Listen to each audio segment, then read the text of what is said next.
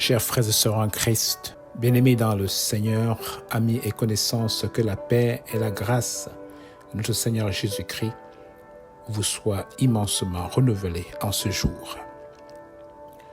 Voici la parole vivante. Ouvre mes yeux pour que je contemple les merveilles de ta loi. Ouvre mes yeux pour que je contemple les merveilles de ta loi. Psaume 119, verset 18.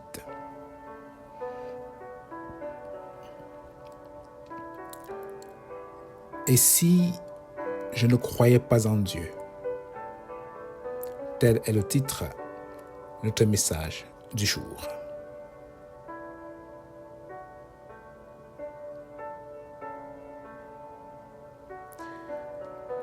Et si je ne croyais pas en Dieu?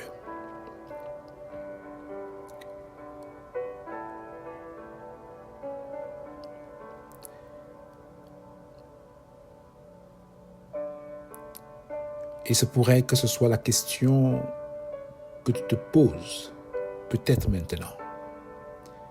Qu'ai-je à perdre si je ne croyais pas en Dieu? Ou encore, qu'ai-je à gagner si je croyais en lui? La première chose que nous devons savoir avant d'apporter un élément de réponse à cette question est que Dieu nous a créés libres. Libres de nos choix, mais aussi responsables de nos choix.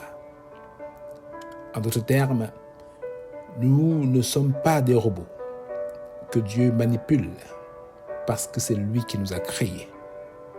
Non, loin de là. Il nous laisse la liberté de penser, la liberté de choisir.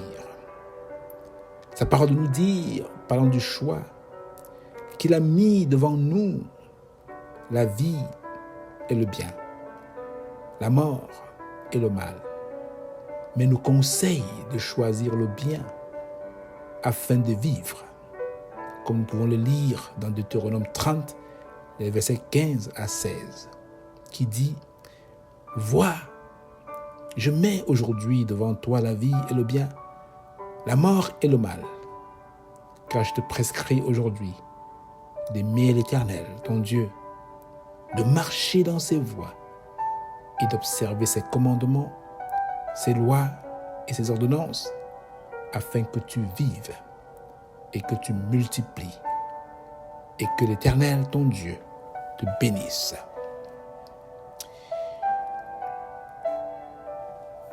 Dans le jardin d'Éden, Dieu donna tout à Adam et Ève, mais leur dit ou leur interdit de manger du fruit de l'arbre, car le jour où ils en mangeraient, alors ils mourront. Adam et Ève étaient libres. La parole nous dit que dans leur liberté, Adam et Ève ont désobéi à Dieu. Ils ont choisi de manger le fruit de l'arbre défendu. Et la conséquence fut grave. Ils ont été frappés de la mort spirituelle et même de la mort physique, car ils ont été séparés de la présence même de Dieu. Et on peut voir que cette conséquence nous suit aujourd'hui à cause du premier péché, oui, de l'homme et de la femme, nous mourrons. Même en ce qui concerne de croire ou ne pas croire, Dieu nous laisse le libre choix. Mais nous sommes responsables des conséquences de notre choix et pas Dieu. Je voudrais souligner quelque chose quand même, très important, en disant que même pour croire, commencer à vouloir chercher Dieu, nous aurons besoin de son aide pour nous ouvrir les yeux afin de nous donner de voir et de comprendre ce qu'il est. Oui, si tu te dis, n'est-ce pas, que tu ne croiras pas, peut-être tu le dis, mais même pour croire, tu as besoin de l'aide de Dieu pour te donner de croire en lui. Un aveugle ne peut pas se guérir de lui-même. Sans Dieu, nous sommes tous aveugles. Afin donc de voir la lumière, nous avons besoin que celui qui est déjà dans la lumière puisse nous éclairer afin que nous voyions. Si toi et moi ne sommes pas éclairés, comment pourrons-nous voir? Comment cela serait-il possible de voir s'ils n'ont pas de l'aide de l'extérieur? Oui, mon frère, ma sœur, ça ne pourra jamais se faire sans l'aide de Dieu. Le psalmiste eut à dire à Dieu, ouvre mes yeux, j'ai besoin que tu m'ouvres les yeux pour que je contemple les merveilles de ta loi. Nous devons crier à lui afin qu'il nous aide, qu'il nous donne un peu de sa lumière pour que nous puissions le voir et de croire.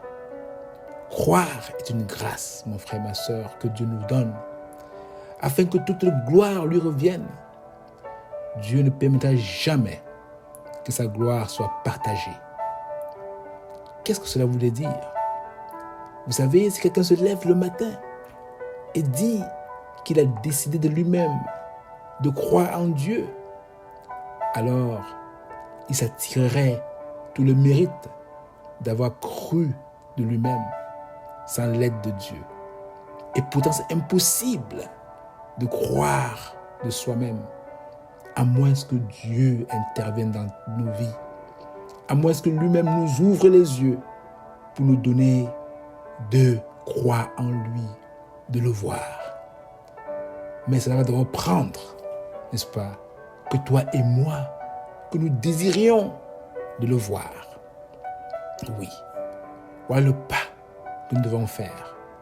Le mérite revient à Dieu seul, qui dans sa grâce nous ouvre les yeux pour nous donner l'opportunité, oui, de croire en lui. Donc, il faut dire, Dieu m'a fait grâce de croire en lui. Moi, je dois dire, Dieu m'a fait grâce de croire en lui, car de moi-même, aveugle que je fus, je ne pouvais pas croire. C'est toujours Dieu qui vient vers l'homme, et non l'homme vers Dieu. Comme nous pouvons le lire dans quelques versets, par exemple en Jean 3,16, la parole nous dit que Dieu a tant aimé le monde qu'il a donné son Fils, afin que quiconque croit en lui ne périsse point, mais ait la vie éternelle. Ou encore, lorsque nous étions encore sans force, Dieu est venu vers nous. Oui, avec cela, nous voyons que Dieu n'a rien à perdre en venant nous porter secours. Il n'a pas besoin de nous, il n'a pas besoin de notre aide. C'est nous, pécheurs, c'est nous, aveugles, qui avons besoin de lui. Car lorsque nous étions encore faibles, encore sans force, est-ce que tu te reconnais dans une faiblesse, mon frère, ma sœur? Te reconnais-tu dans une faiblesse quelconque? Et sens que tu as besoin d'aide pour t'en sortir. Il se pourrait que tu aies une faiblesse pour abandonner une mauvaise voie dans laquelle tu te trouverais. Ce pourrait être le vol.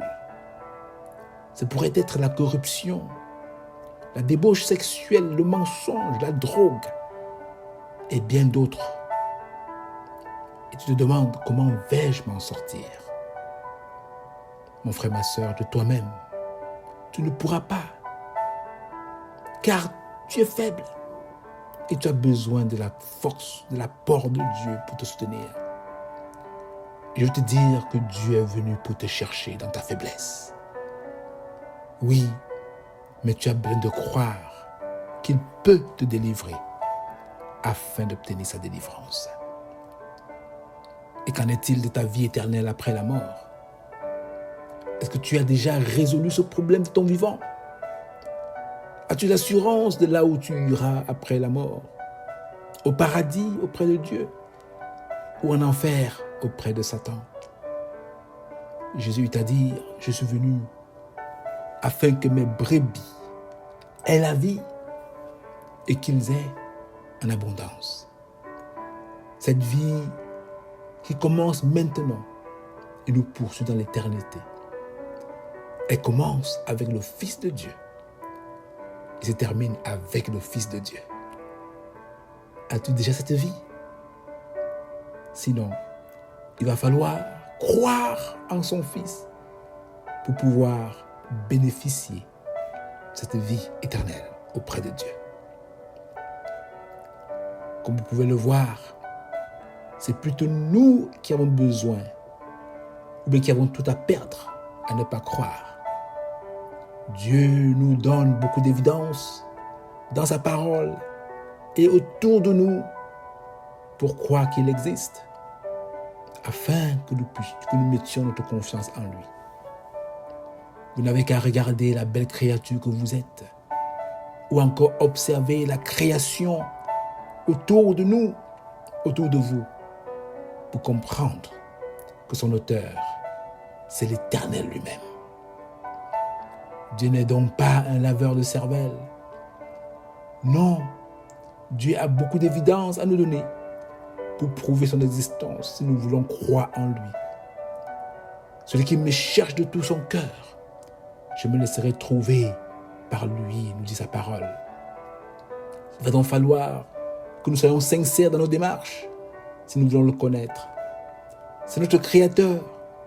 C'est aussi notre Père, le Père de tous ceux et celles qui mettent leur confiance en lui.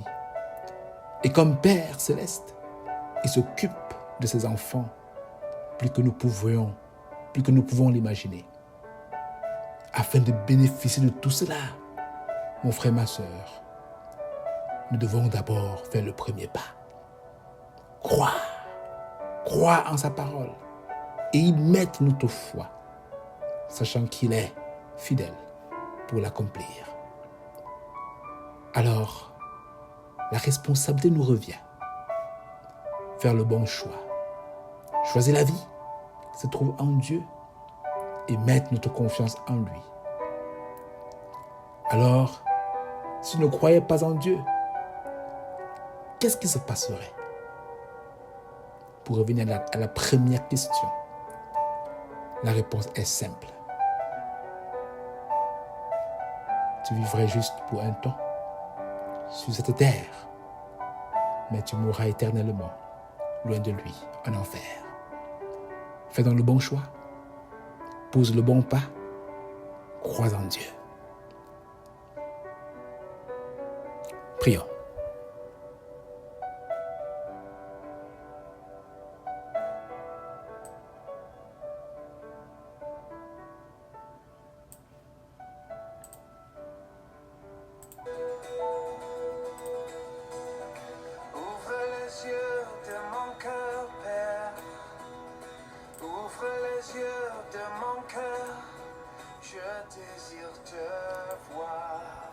Oui, Seigneur, Dieu Tout-Puissant, lumière du monde, toi qui nous créas, toi qui créas les cieux et la terre, béni sois-tu de ce que tu nous veux à toi.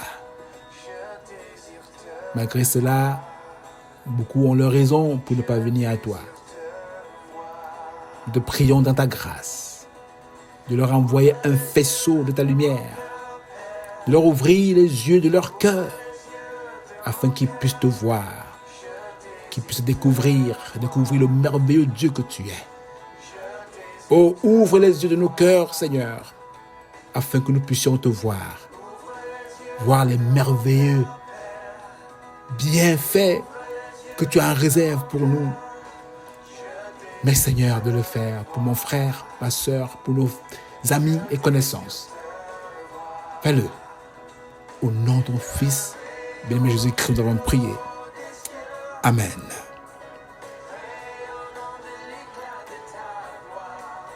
Sois béni mon frère, sois béni ma sœur et passe le mot, afin que d'autres aussi puissent être frappés par la lumière de Dieu et avoir leurs yeux ouverts pour croire en lui. Je prie qu'il vous bénisse, qu'il vous fortifie, qu'il vous tienne la main et qu'il guide vos pas jusqu'à la destination finale, auprès de lui, au paradis. Soyez bénis, bonne journée et à bientôt.